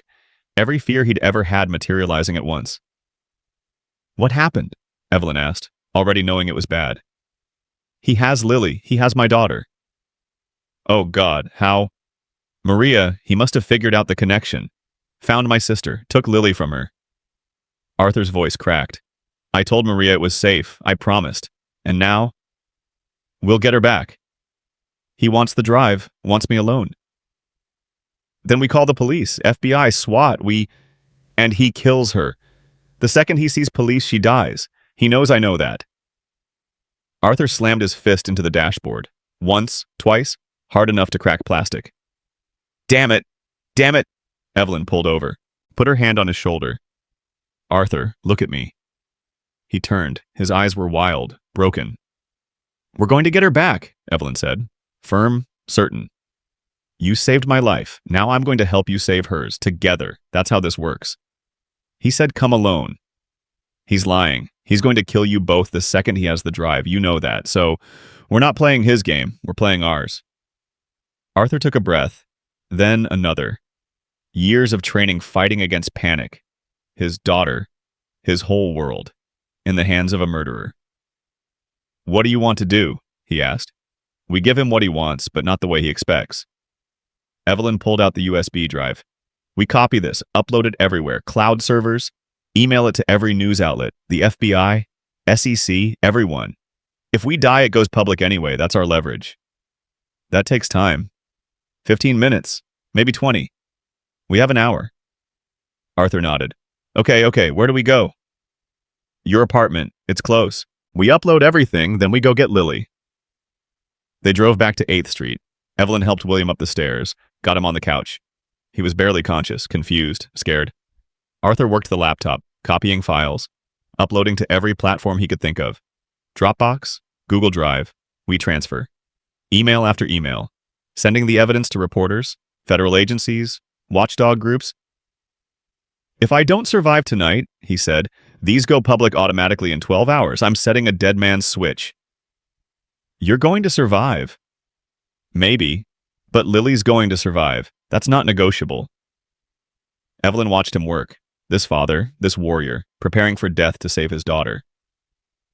"Arthur, I need you to know something." "What?" "Before this, I thought I understood sacrifice. Thought I understood what mattered. I was wrong. You showed me, you and Lily, you showed me what being human really means." Arthur didn't look up from the screen. "Save the speeches for after we win. I'm saying it now in case there is no after." He stopped typing, looked at her. "There's going to be an after. I've survived worse than Damon Cross. I've survived roadside bombs and enemy fire and 12 years of war. I'm not dying in a warehouse on Pier 47. Promise me something." "What?" "If it comes down to it, if you can only save one of us, you choose Lily, not me, her." "It won't come to that." "Promise me anyway." Arthur's jaw clenched. "I promise." The upload finished. Evidence secured. Multiple copies in multiple locations. Dead man's switch armed. Arthur stood, checked his gun. 8 rounds left. Not enough. Never enough. He grabbed a kitchen knife, slipped it into his boot. Old habits. "I'm coming with you," Evelyn said. "No, you stay here, watch your father. If I'm not back in 2 hours, you call the FBI, tell them everything." "Arthur, please." His voice broke, just a little. "Please. I can't worry about you and save Lily. I need to know you're safe. Can you give me that?" Evelyn wanted to argue, wanted to fight beside him. But she saw it in his eyes. The fear, the desperation, the father willing to walk into hell alone for his child. "Okay," she whispered. "Go get her. Bring her home." Arthur kissed Evelyn, hard, fast, then turned and walked out. Down the stairs, into the van, driving toward Pier 47, driving toward death or salvation. He didn't know which. The warehouse loomed in the darkness, almost abandoned, windows broken, graffiti covering brick. This was where maintenance workers stored equipment, where the city forgot about places. Arthur parked 2 blocks away, approached on foot. Silent, checking angles, looking for ambush points, the main door was unlocked. He pushed it open. Stepped inside. The warehouse was empty, cavernous, moonlight streaming through broken windows, and in the center under a single work light, Lily sat in a chair. Hands tied, duct tape over her mouth, tears streaming down her face. "Lily," Arthur breathed. 5 men stepped out of the shadows, armed, professional, and Damon Cross walked forward, smiling. Arthur Miller, the invisible janitor, not so invisible anymore. Damon's smile was cold. "You have something that belongs to me. Let her go. Take the drive. This is between us. Everything's between us now. You made it personal when you interfered." Damon nodded to Lily. "She's cute. Looks just like you. Those same eyes, that same stubborn jaw. Does she know her daddy's a killer? She knows I protect people. Is that what you call it? I call it murder. 3 of my men dead in that garage. 2 more in the hospital." Damon circled closer. "You're dangerous, Arthur. More dangerous than I expected. Can't let that stand." "The drive. Take it and let us go." "Sure, hand it over." Arthur reached into his pocket, slowly, pulled out the USB drive. Everything you did is on here. Every crime, every murder. My mother, William, me. Had to be done. Business is business. Sometimes people become obstacles. You remove obstacles. She was your friend. She was a liability, just like you. Damon nodded. One of his men moved toward Arthur. Give him the drive. Arthur handed it over. The man took it, stepped back. Damon examined it, smiled. Perfect. Now here's what's going to happen. You and your daughter are going to have a tragic accident. Gas leak. Explosion. Very sad. Single father and child dead in their sleep. The city will mourn briefly and forget completely. You said you'd let us go. I lied. Funny how that works. Damon raised his gun, pointed it at Lily. Arthur moved, faster than he'd ever moved, threw himself forward, tackled Damon. They went down hard. The gun fired, bullet went wide. The other men rushed in. Arthur fought. Brutal, desperate, a punch to one throat, elbow to another face. He grabbed the knife from his boot, slashed, cut, survival mode. But 5 against 1, bad odds. They overwhelmed him. They overwhelmed. Dragged him down. Fists and boots, pain exploding everywhere. Through it all, Arthur heard Lily screaming behind the tape. Damon stood, brushed himself off. Hold him down. They did. Arthur struggled, blood in his mouth, ribs broken, vision blurring. Damon aimed the gun at his head. Any last words? Arthur smiled, blood on his teeth. Yeah, you lose. How do you figure? Because everything on that drive, it's already public. I uploaded it everywhere before I came. News outlets, FBI, SEC, it's over Damon. You just don't know it yet. Damon's face went white. You're lying. Check your phone. Go ahead. Check. Damon pulled out his phone, opened his email. Arthur watched his face change, watched him read the messages, the notifications, the news alerts starting to pop up. No, this isn't... Damon looked at Arthur. You destroyed everything. I saved everything. I saved the truth. Sirens wailed in the distance, getting closer. Multiple sirens. Lots of them. Police are coming, Arthur said. FBI too, probably. You can kill me, but they'll find my body. Find Lily, find all the evidence, and you'll spend the rest of your life in prison. Damon's hand shook, gun wavering. You ruined me. You ruined yourself. I just made sure everyone knew about it. The sirens were close now, very close. Damon's men looked at each other, starting to panic. Boss, we need to go now. Shoot him, Damon ordered. Shoot them both. But the men were already backing away, running, leaving, rats abandoning the sinking ship. Damon stood alone, gun still pointed at Arthur, finger on the trigger. Do it, Arthur said. Pull the trigger. Become a cop killer on top of everything else. Make it worse. I dare you. Damon's finger tightened. Then the warehouse doors burst open. FBI, hands up, drop the weapon. Damon turned, gun swinging toward the agents. They fired. 3 shots, center mass. Damon dropped. Arthur crawled to Lily, pulled the tape from her mouth, cut the ropes. It's okay, baby. It's okay. Daddy's here. You're safe now. Lily threw her arms around him, sobbing. I was so scared. They said you weren't coming. They said, I'm here. I'm always here. Nothing can stop me from getting to you. Nothing. FBI agents surrounded them. Paramedics rushing in. Someone was asking questions. Arthur couldn't hear them. Could only hold Lily. Feel her heartbeat. Her breath. Her life. She was alive. That was all that mattered. They took them to the hospital. Checked them both. Arthur had 3 broken ribs, concussion, multiple contusions. Lily was physically unharmed. Psychologically traumatized, but alive. Evelyn came, running through the emergency room, finding them. She saw Arthur and Lily together on the hospital bed holding each other and started crying.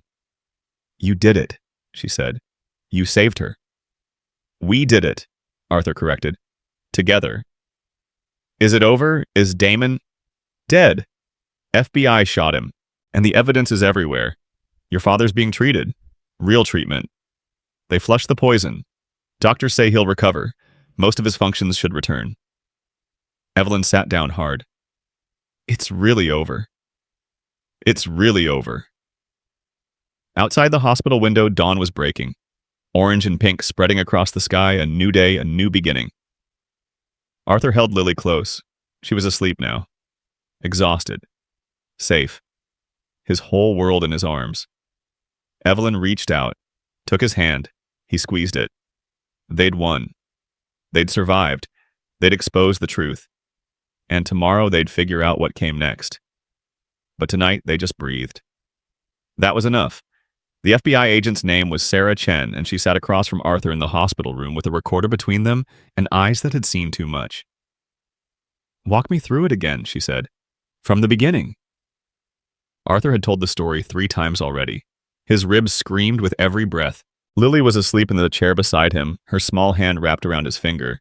He'd tell it 100 more times if it kept her safe. "I overheard them planning the hit in the conference room. Tuesday night around 11:15. And you didn't call the police. Would you have believed me, a janitor, saying the CEO was going to be murdered?" Chen didn't answer. They both knew the truth. "So you decided to intervene personally. Former Army intelligence correct, 12 years active duty." "I decided to keep someone from being killed. That's what decent people do. Decent people don't kill 3 men in a parking garage. Decent people don't let innocent women die when they can stop it." Arthur's voice was flat, tired. "You going to arrest me or not?" Chen clicked off the recorder, leaned back. "The evidence you leaked. It's everywhere. Front page of every major paper. Trending on every platform. SEC is launching a full investigation. DOJ is assembling a task force. You've created the biggest corporate scandal in a decade. Good. You also destroyed any chance of a clean prosecution. Defense attorneys are already screaming about tainted evidence, illegal searches, vigilante justice. But you have the evidence. That's what matters. What matters is whether we can make charges stick. And right now, between your actions and the media circus, it's a mess." Chen rubbed her eyes. "You should have come to us first. Your colleague tried to kill me in that warehouse. One of Damon's men was a former FBI agent. You really think I could trust anyone?" Chen's face hardened. "We're not all corrupt." "Prove it. Arrest the right people. Make the charges stick. Do your job." They stared at each other. Finally, Chen stood. "You're not under arrest yet, but don't leave the city. We'll have more questions." She left. Arthur exhaled, winced. 3 broken ribs felt like 6. Evelyn came in 5 minutes later. She looked different, hair down. No makeup. Wearing borrowed scrubs from a nurse, the CEO was gone. Just a woman who'd survived. "How's your father?" Arthur asked. "Awake, lucid, angry." She sat down carefully. "The doctors say most of the damage from the thallium will reverse. He'll have memory issues for a while, but he'll recover." "That's good." "He wants to see you. Keeps asking about the man who saved me, saved him, saved everything." "I'm not really up for visitors." "Arthur, he needs to thank you." "I don't need thanks, I need sleep, and about 6 bottles of ibuprofen." Evelyn reached out, touched his hand. "He also fired me. Effective immediately. I'm no longer CEO of Sterling Industries." Arthur's eyes snapped open. "What?" "Emergency board meeting this morning. My father called it from his hospital bed. Said I showed gross negligence allowing the fraud to happen under my watch. Said I endangered the company by going rogue instead of following proper channels. Said I needed to step down for the good of shareholders." "That's insane. You exposed the fraud, you saved his life." "I also cost the company billions in market value. Stock dropped 40% when the news broke.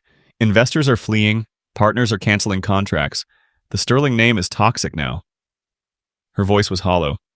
"He's not wrong. I was CEO. I missed it. 400 million stolen and I never saw it." "Because Damon was good at hiding it. Or because I was too arrogant to look closely, too trusting, too naive." She laughed bitterly. "My father built an empire on ruthlessness. I tried to be different, tried to lead with integrity, and it almost destroyed everything he built." "Evelyn, you did the right thing." "Did I tell that to the 5,000 employees who just lost their jobs in the restructuring? Tell that to the pension funds that got wiped out? Tell that to the suppliers who'll go bankrupt because we can't pay them?" She stood, walked to the window. "I thought I was saving the company. I think I just killed it." Arthur wanted to argue, wanted to tell her she was wrong. But he'd seen enough aftermath in his life to know that doing the right thing often hurt innocent people. War taught him that. Every bomb he defused saved some lives and ended others. Collateral damage. The math of moral choices. "What will you do now?" he asked. "I don't know. My penthouse is being seized. Federal investigation. They're freezing my accounts pending review. Everything I own, everything I am, it's all gone." She turned to look at him. "I'm homeless, Arthur. For the first time in my life, I have nowhere to go. You can stay with me. In your one-bedroom apartment above a bodega. It's not much, but it's home, and you're welcome there as long as you need." Evelyn's eyes filled with tears. "Why are you so good to me?" "Because someone should be, and because you'd do the same." "Would I? A week ago, I didn't even see you. You were furniture. Part of the building. Now you're—" She trailed off. "What are you to me, Arthur? A friend who mops floors." She laughed, cried, did both at once. "I need to see my father. Will you come with me?" "Lily needs to stay here. She can't see him. Can't hear the things we need to say." "Maria's outside. She's been waiting to see you." Arthur nodded. His sister. Who'd trusted him? Who'd almost lost Lily because of it? That conversation was going to hurt worse than the broken ribs. Maria came in when Evelyn left. 52 years old, gray in her hair, love in her eyes that turned to fury the second she saw Arthur. "You idiot," she said. "You stupid, reckless idiot." "Maria." "They took her from my house, Arthur. Broke in while we were sleeping. Put a gun to my head and took your daughter. Do you understand what that was like? Do you have any idea?" "I'm sorry." "Sorry doesn't fix this. Sorry doesn't erase what happened." She was crying now, angry tears. "Lily was screaming for you, screaming for her daddy, and I couldn't help her. Couldn't save her. They just took her, and I was useless." "It's not your fault." "Of course it's my fault. You asked me to keep her safe, and I failed." Maria sat down hard, covered her face. "When they brought her back, when I saw her at the hospital, I thought I'd lost her forever. I thought you were both dead." Arthur pulled his sister close, ignored the screaming ribs. "I'm sorry. I'm so sorry. I never should have put you in danger." "Why did you do this? Why risk everything?" "Because someone needed help and I was the only one who could." "That's not good enough, Arthur. Not when it costs your daughter. Not when it costs us." "I know." They sat in silence, Maria's anger slowly fading into exhaustion. "Lily's in therapy starting tomorrow," she finally said. "Pediatric trauma specialist, and you're paying for it. Whatever she needs. And you're never doing anything like this again. No more hero complex, no more saving the world. You focus on being her father. That's it. That's your only job." "Okay. Promise me." "I promise." Maria stood, wiped her eyes. "She's asking for you. Won't sleep unless you're there. Come on." They went to Lily's room. She was awake, staring at the ceiling, small and scared in the big hospital bed. "Hey, baby girl," Arthur said softly. "Daddy." She reached for him. He climbed into bed beside her, careful of his ribs. She burrowed into his chest. "I had a bad dream." "About what happened?" "About you not coming? About being alone forever." "I'll always come. Always, no matter what. You understand nothing in this world could stop me from getting to you. The bad men said you wouldn't. Said you'd run away. Said nobody loved me." Arthur's heart shattered. "They lied, Lily.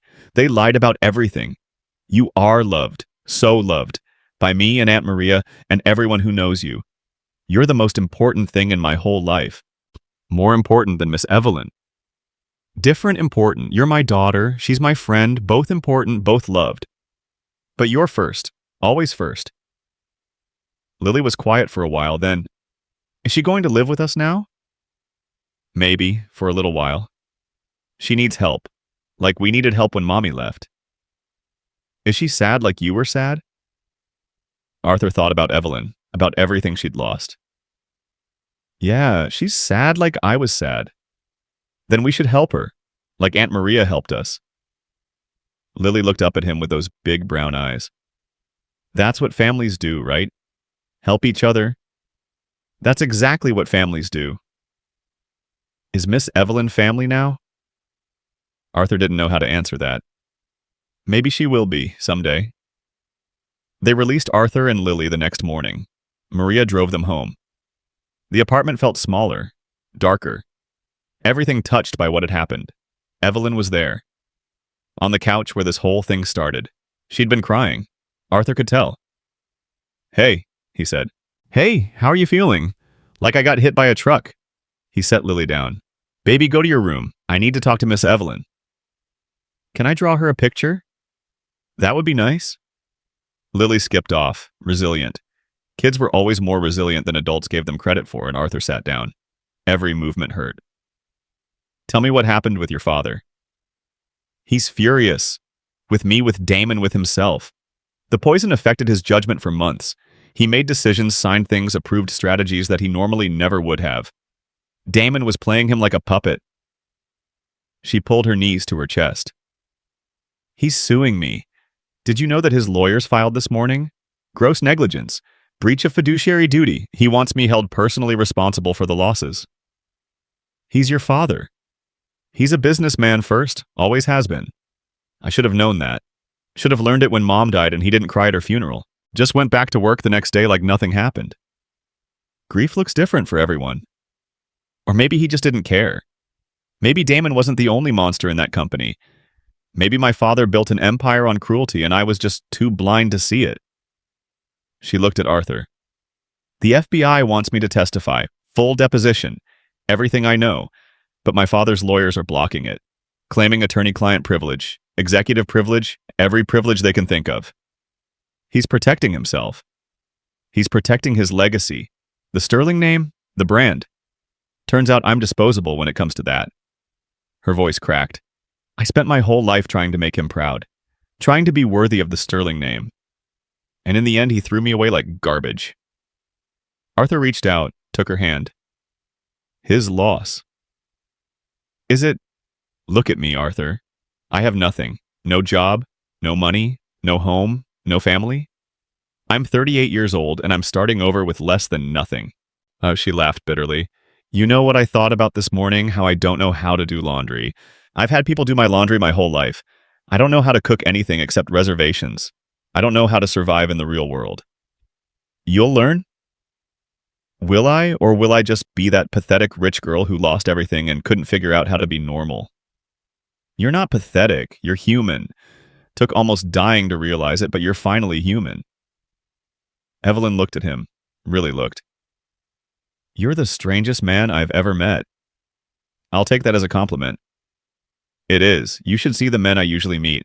All ambition and ego and performance. You're just pure, authentic. Even when it hurts.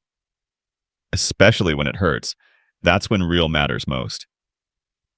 Lily came back with a drawing, purple crayon, lots of flowers. Look, Miss Evelyn. It's you smiling. Because Daddy says you're sad and art makes people happy. Evelyn took the drawing with shaking hands. It's beautiful, Lily. Thank you. You're welcome. Do you want to watch my butterfly show? I practiced my flying for tomorrow, but I can show you now. I'd love that. Arthur watched them. His daughter spinning in circles, arms spread wide.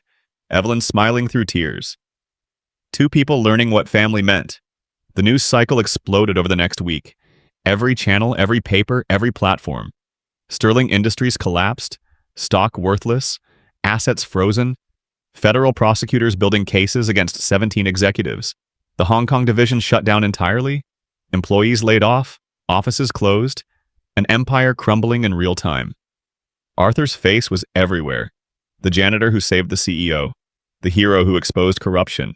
The single father who risked everything. Interview requests poured in. Book deals. Movie offers. Everyone wanted a piece of the story. He turned them all down. Why? Evelyn asked one night. They were sitting at his small kitchen table eating pasta he'd burned and she'd tried to fix. You could make millions. Set up Lily's college fund. Never worry about money again. Because it's not about money. Never was. The second I start profiting from this, I become part of the machine. Another person using tragedy for personal gain. That's noble. Also stupid. Maybe, but it's how I sleep at night. Do you sleep at night? Arthur was quiet. Not really. I keep seeing it. The warehouse, the gun pointed at Lily. If I'd been 10 seconds slower, if the FBI had been 10 seconds later, if any single thing had gone different, she'd be dead. But she's not. She's alive.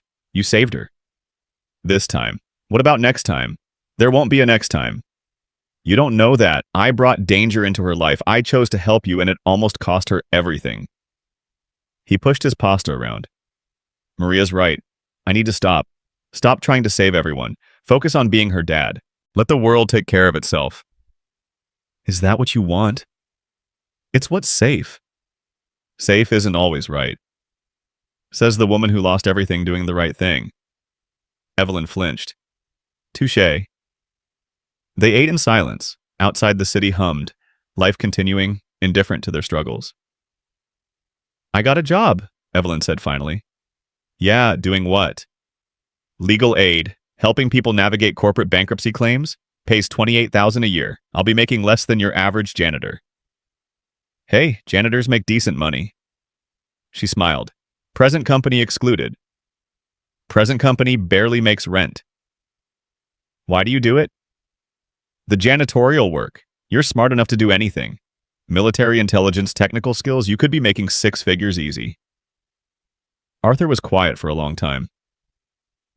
After I came home from Afghanistan, I was angry. At everyone.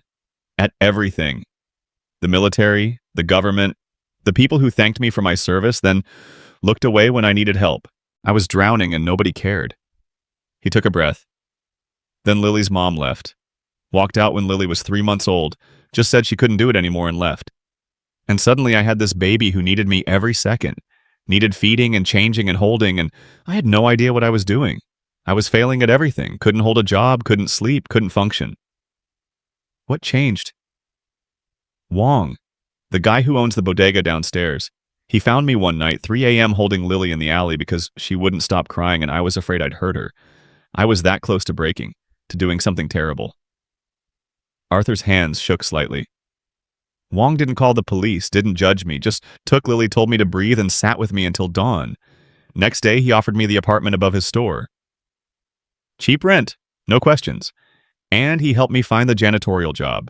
Said I needed something simple, something physical, something that let me clear my head while I figured out how to be a father. So you stayed. So I stayed. The work is simple, honest. Nobody expects anything from me except clean floors, and at the end of every shift I come home to Lily. That's enough. Is it still? After everything that's happened? I don't know. I don't know anything anymore except that my daughter's alive and you're sitting at my table and somehow we all survived. He looked at Evelyn. What about you? Is legal aid going to be enough after running an empire? I don't know either, but I'm going to find out. She reached across the table, took his hand. Thank you for letting me stay, for not giving up on me. You do the same. I really wouldn't have. A week ago, if you'd showed up at my door homeless, I'd have called security. Now you're the only family I have.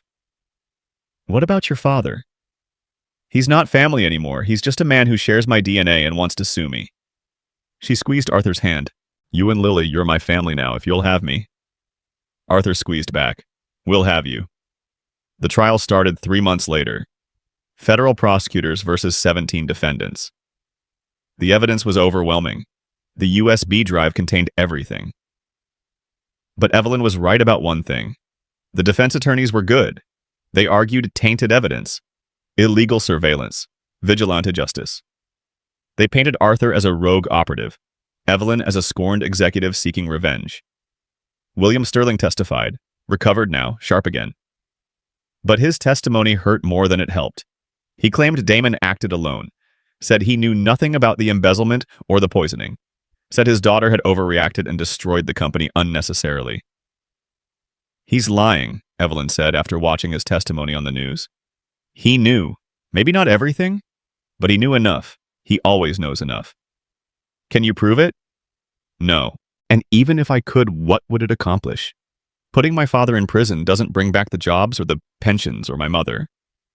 It would be justice. Would it? Or would it just be revenge? She turned off the television. I'm tired of revenge, tired of fighting. I just want to move forward. Arthur understood that. He was tired too. Tired of testifying, tired of lawyers, tired of watching his daughter have nightmares about men with guns. The verdict came down on a Thursday. 15 of the 17 defendants guilty on multiple counts. Conspiracy, fraud, money laundering, attempted murder. Decades of prison time handed out like candy. 2 walked free. Insufficient evidence, reasonable doubt. The system working exactly as designed. William Sterling held a press conference that night, announced a restructuring plan, new leadership, new direction. The Sterling name would survive. The company would rebuild. He never once mentioned his daughter. "Congratulations," Arthur said when Evelyn came home that night. "You won." "Did I look at the scoreboard, Arthur? 15 people going to prison. 5,000 people lost their jobs. My mother is still dead. My father still hates me." "Where's the winning? You exposed the truth. That counts for something." "Does it? Or did I just destroy lives for the sake of my conscience?" She sat down heavily. "The legal aid office is closing, not enough funding, so I'm unemployed again. Turns out nobody wants to hire the woman who destroyed a billion-dollar company. Something will come up." "Will it?" "I've applied to 67 positions in 3 months. 67 rejections. I'm toxic, Arthur. The Sterling name is poison and I'm drowning in it." Arthur didn't have an answer for that, so he just sat beside her. Let her cry. Let her rage. Let her be human. Later that night, after Evelyn fell asleep on the couch and Arthur checked on Lily for the 5th time, he stood at his window looking out at the city. They'd won. They'd survived. They'd exposed the corruption and saved lives. So why did it feel like losing his phone buzzed? Text message. Unknown number. "Thank you. You saved my life. That matters. That will always matter, don't forget that." No signature, but Arthur knew who it was. William Sterling, the man who'd sued his own daughter. The man who'd chosen his empire over his family. Even he understood what Arthur had done. Arthur deleted the message, went to bed, lay awake for hours thinking about justice and revenge and the distance between them. Thinking about Lily's nightmares and Evelyn's tears and whether anything they'd done had made the world better or just different. He didn't have answers, but he had Lily asleep down the hall. He had Evelyn safe on his couch. He had another day coming tomorrow. That would have to be enough. Outside the city hummed with its 10 million stories. People living and dying and trying to figure out what mattered. Arthur closed his eyes. He'd done his best, saved who he could, fought when he needed to. Maybe that was all anyone could do. Maybe that was enough. 3 weeks after the verdict, Arthur found Evelyn packing. Not much to pack. She'd arrived with nothing and somehow accumulated even less. A few borrowed clothes, some toiletries, the purple blanket Lily had given her that first night. "Where are you going?" he asked from the doorway. "I don't know yet. Just away." She folded a shirt carefully. "I can't stay here anymore, Arthur. Every day I wake up and see what I've become. Unemployed. Broke. Living on your couch. Eating your food. Taking up space in your life." "You're not taking up space." "I am, and Lily needs her home back, needs normalcy. She can't heal with me here reminding her of everything that happened." "That's not true." "Isn't it?" Evelyn turned to face him. "She has nightmares, Arthur, every night. I hear her crying for you, and I know part of that is my fault. If I'd never walked into that parking garage, if you'd never saved me, she'd be fine. And you'd be dead. Maybe that would have been simpler." Arthur crossed the room in 2 steps, grabbed her shoulders, not rough but firm. "Don't say that. Don't ever say that. You're alive and that matters. Your life has value even when it doesn't feel like it." "Does it?" "What value?" "What have I contributed to the world except destruction? I destroyed a company. Destroyed thousands of lives. My own father won't speak to me." "You exposed the truth. You saved your father's life even though he doesn't deserve it. You showed Lily what courage looks like." "I showed her what fear looks like, what helplessness looks like." Evelyn pulled away. "I need to go. Need to figure out who I am when I'm not Sterling's daughter or Sterling's CEO. Just Evelyn. Just me." Arthur wanted to argue, wanted to tell her to stay. But he understood. He'd run away from himself once too. After Afghanistan, after Sarah left, sometimes you had to leave to find yourself. "Where will you go?" he asked quietly. "There's a women's shelter in Vermont. They need someone to help with intake, counseling. It doesn't pay much, but it's work. Real work. Helping people who actually need it. Vermont's far. That's the point. When do you leave? Tomorrow morning, early. They stood in silence, everything unsaid hanging between them. Arthur, I need to tell you something. Evelyn's voice was shaking. These past few months living here with you and Lily, it's been the happiest I've ever been. Even with everything falling apart, even with the nightmares and the trials and the constant fear, coming home to this tiny apartment and having dinner at that table and watching Lily do her homework, it felt like family, real family, not the cold corporate thing I grew up with, just people who cared about each other. So, stay. I can't, because if I stay, I'll start depending on you, start needing you. And I need to learn how to stand on my own first, how to be whole by myself before I can be part of something with someone else. Arthur understood that too. How long? I don't know, 6 months, a year, however long it takes. And then maybe I come back if you'll still have me. She smiled sadly. If you haven't found someone better, someone who's not damaged goods. Everyone's damaged, Evelyn. The question is whether you let it destroy you or make you stronger. She kissed him then, quick, soft. A promise or a goodbye or both. Take care of her, Evelyn whispered. Take care of Lily. She's the best thing in your life. I know. And take care of yourself. You matter too. The next morning, Arthur woke to find Evelyn gone. Just a note on the table. Thank you for saving my life. All of it. Not just the bullets, everything after. You showed me what being human means. I'll never forget that. I'll never forget you. E. Lily found the note at breakfast. Miss Evelyn left. Yeah, baby. She had to go do some important work. Is she coming back? I hope so. Do you love her, Daddy? Arthur looked at his daughter, 7 years old and seeing right through him. I think maybe I do. Then why did you let her go? Because sometimes loving someone means letting them figure themselves out, even when it hurts. Lily thought about that. That's sad. Yeah, it is. Can we get pancakes, not burnt ones, real ones from the diner? Arthur laughed, pulled his daughter close. Yeah, we can get real pancakes. The months that followed were quiet. Arthur kept working at Sterling Tower. New management had kept the maintenance staff. Nobody blamed the janitors for what happened. They just cleaned up the mess and moved on. Lily started therapy twice a week. Slowly, the nightmares faded. Slowly, she started smiling again, started playing again, started being a kid instead of a trauma victim. Arthur thought about Evelyn every day, wondered if she was okay, if she was healing, if she ever thought about coming back. He didn't call, didn't text. She needed space, and he would give it to her. Then one day in March, his phone rang. Unknown number. Hello. Arthur, it's William Sterling. Arthur almost hung up. Almost. What do you want? To apologize and to make you an offer. I don't want anything from you.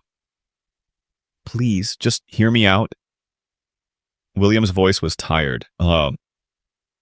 What I did to Evelyn, the lawsuit, the public statements, it was wrong. I was wrong. I was protecting myself instead of protecting my daughter. I'm withdrawing the lawsuit, publicly apologizing. It won't fix what I did, but maybe it's a start. Little late for that. I know, but I'm trying. I'm also setting up a fund for the employees who lost their jobs, using my personal money. $20 million to start. It's not enough, but it's something. Good for you. There's more. I'm leaving the company, retiring, and I want to establish something new, the Sarah Miller Foundation, named after Evelyn's mother, supporting families affected by corporate corruption, legal aid, counseling, job placement. I want you to run it. Arthur sat down hard. What? You exposed the truth when everyone else looked away. You protected people when it cost you everything. That's the kind of person this foundation needs, someone who actually cares. I'm a janitor.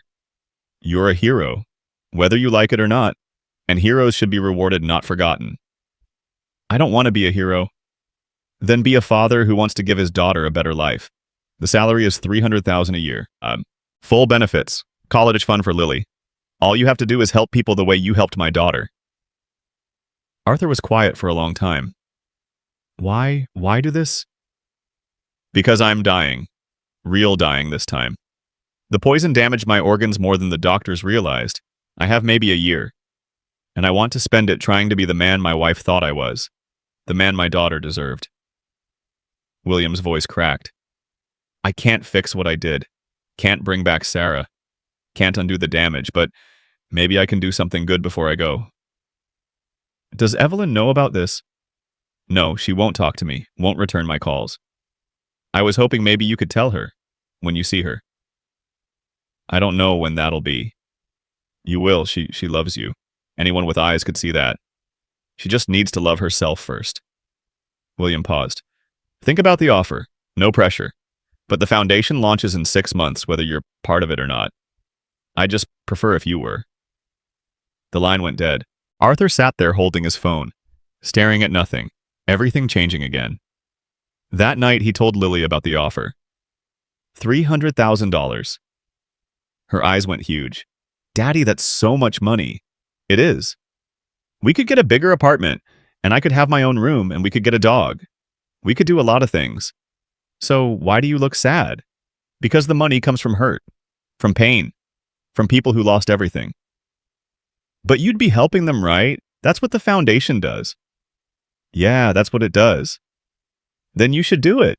You're good at helping people. It's like your superpower. Arthur smiled. My superpower? Yeah, other dads have boring jobs. Mine saves people. That's way cooler. He pulled her close. When did you get so smart? I was always smart. You just forgot because you're old. I'm 42. Like I said, old.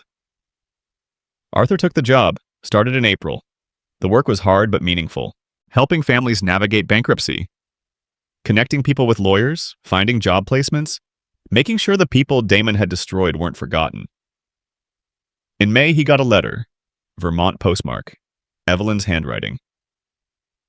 Dear Arthur, I'm learning how to be poor, how to stretch a dollar, how to shop at thrift stores and cook with whatever's on sale, how to take the bus instead of hiring a car.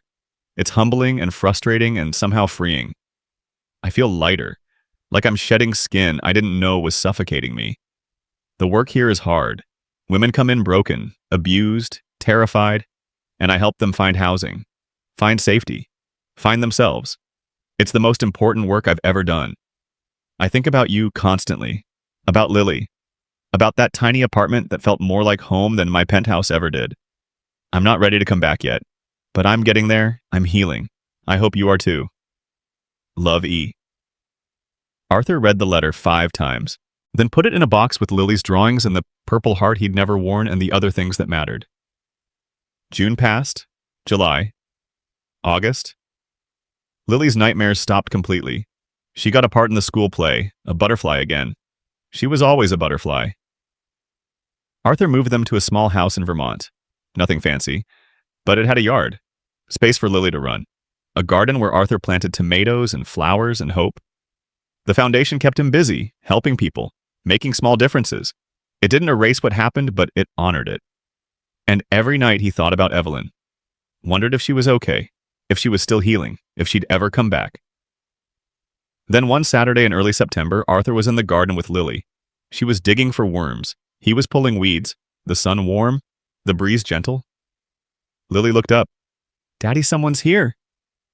Arthur turned. Evelyn stood at the garden gate. She looked different. Hair down, natural color now. Honey brown with threads of gray she wasn't hiding. No makeup, simple jeans and a t-shirt. Not designer, just normal. She was thinner, stronger somehow, her eyes clear. Hi, she said quietly. Arthur couldn't breathe. Hi. I should have called, but I wanted to surprise you. Is this okay, me being here? Miss Evelyn. Lily dropped her shovel and ran, threw her arms around Evelyn. You came back, I knew you would. Daddy said maybe you would, and you did. Evelyn knelt down, hugged Lily tight.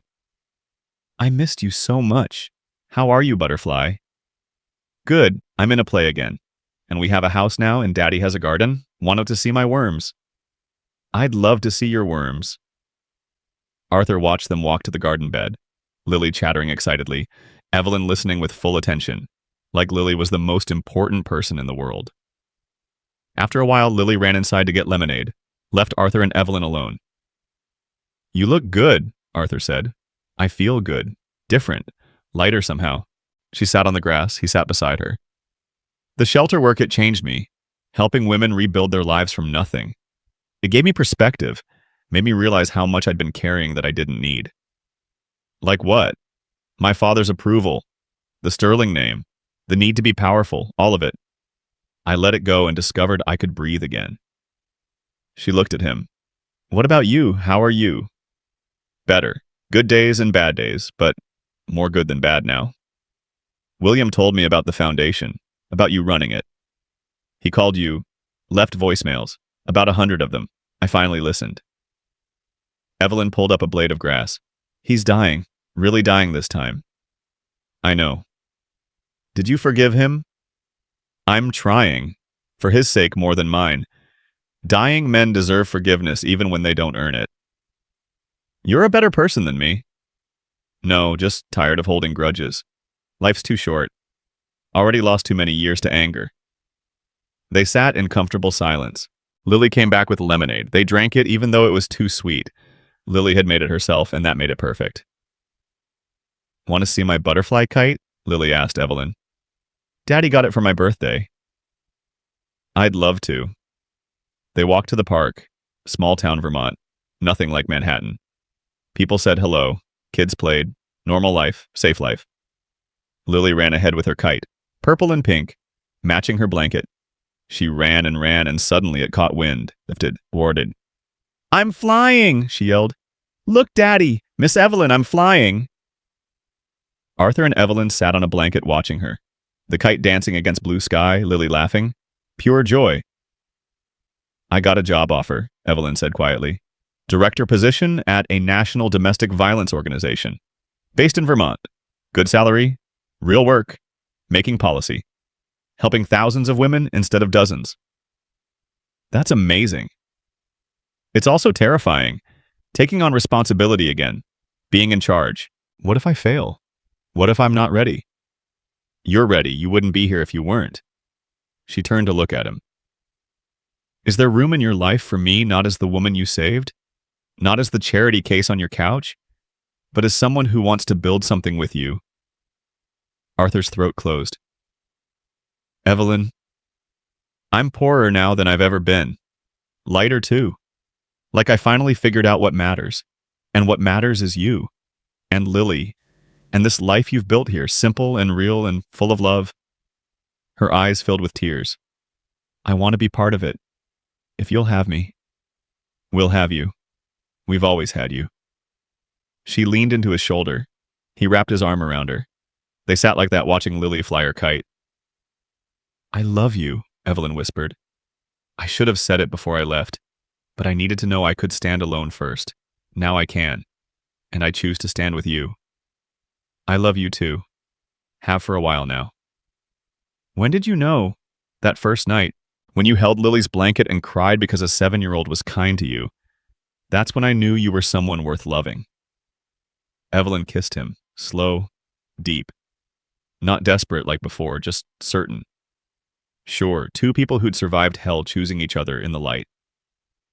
Lily ran back breathless. Did you see how high it went?" "We saw baby," Arthur said. "It was beautiful. Like you, Miss Evelyn. You're beautiful now. Different beautiful. Not scary beautiful anymore." Evelyn laughed. "I was scary beautiful before. Yeah, all sharp and cold. But now you're soft beautiful, like Daddy." Arthur raised an eyebrow. "Soft? You know what I mean. Safe beautiful. The kind that makes you want to hug people instead of hide." "That's the best compliment I've ever received," Evelyn said. They stayed at the park until sunset. Lily ran and played. Arthur and Evelyn talked, made plans, figured out logistics. She'd take the job, move to Vermont. They'd see where things went. No pressure, no expectations, just two people building something real. When they got home, Lily was exhausted. Arthur carried her inside, tucked her in, read her a story about butterflies who could fly to anywhere they dreamed. "Is Miss Evelyn staying?" Lily asked sleepily. Would you like that? Yeah, she makes you smile different. Happy smile, not brave smile. I didn't know I had different smiles. You do. Brave smile is when you're scared but pretending you're not. Happy smile is when you forget to be scared. She yawned. I like happy smile better. Me too, baby. Me too. Arthur came back downstairs, found Evelyn on the porch, looking at the stars. Small town Vermont meant you could actually see them. It's quiet here, she said. Too quiet. No, perfect quiet. The kind where you can hear yourself think. He sat beside her, took her hand. What are you thinking? That I spent 38 years chasing the wrong things, power, success, my father's approval, and I almost died for it. Then a janitor grabbed my hand in a parking garage and taught me what actually mattered. What matters? This, you, Lily, watching kites fly, drinking too sweet lemonade, building something real with someone who sees you. Not your name or your money or your position. Just you. Arthur pulled her close. I see you, Evelyn. I know, that's why I came back. They sat like that for a long time, the stars infinite above them, the night gentle. Two broken people who'd found each other in the darkness and chosen light. Inside, Lily slept without nightmares. In Manhattan, William Sterling sat in his office alone, dying slowly, trying to atone. Around the country, people they'd helped were rebuilding lives. Small victories, small redemptions. Don't talk, Arthur whispered suddenly. Evelyn turned. What? That's what I said to you that first night. When I saved you, don't talk. I remember. I meant don't make a sound. Don't give away our position, but now I think it meant something else too. What? That sometimes the most important things don't need words. Sometimes love is just being there, just showing up, just holding someone's hand in the dark and refusing to let go. Evelyn's eyes filled with tears. When did you become a philosopher? When I met someone worth finding the right words for. She kissed him, long and slow and certain. A promise, a beginning. A choice to build something beautiful from ruins. Lily came downstairs an hour later, rubbing her eyes. I had a good dream. Yeah, Arthur pulled her onto his lap. What about us, all three of us, in a house with a big garden. And we were laughing, and nobody was scared anymore, and we were a family. She looked between Arthur and Evelyn. Can that be real? Can we be a family? Arthur looked at Evelyn. She looked back. Both of them seeing the same future, uncertain, imperfect, real. Yeah, baby, bull, Arthur said. We can be a family. Good, because I love both of you, and it would be sad if we weren't together. They sat on the porch like that. Three people who'd survived different kinds of hell. Three people who'd found each other and chosen to stay. The stars wheeled overhead. The night breathed around them. Somewhere in the distance, music played. Life continuing, moving forward, healing. Arthur thought about all the words that had mattered in his life. Orders from commanders, vows to his country, promises to his daughter. But the most important words he'd ever spoken were the simplest. Don't talk. 2 words that saved a life. That started everything. That brought them here to this moment. Sometimes the bravest words aren't shouted or declared or written in headlines. Sometimes they're whispered in parking garages by janitors to CEOs, by fathers to daughters, by broken people to each other. Sometimes silence saves lives. And sometimes in the quiet after the storm, love speaks loudest. Evelyn leaned into Arthur. Lily dozed on his lap. The three of them together, safe, whole, home. Not perfect, never perfect, but real. And that was enough. That was everything. The kite hung from the porch railing, purple wings catching moonlight, ready to fly again tomorrow, ready for whatever came next, together.